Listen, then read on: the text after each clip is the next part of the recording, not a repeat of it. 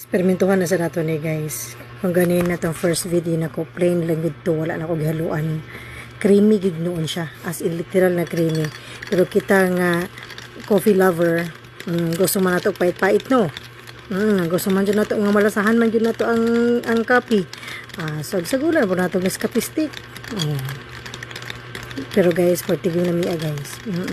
Nga na ra gyud na. Basta kita'y maghimo guys, pwede kita makabuot-buot na kung si ate panghalo.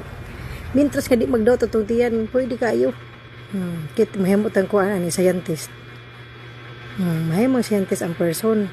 Basta ato ang gusto ang matuman. Ato ang panglasa ang matuman. Kung siya available na to din ha sa balay na to, mara na itong gamiton.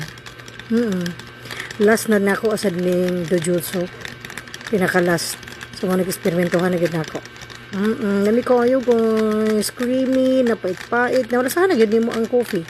Tapos creamy, malasahan gid gihapon nimo ang jasmine tea. Tapos perfect kay so ko bugnaw karon guys na adik ko sa iced coffee tungod sa kainis sa panahon.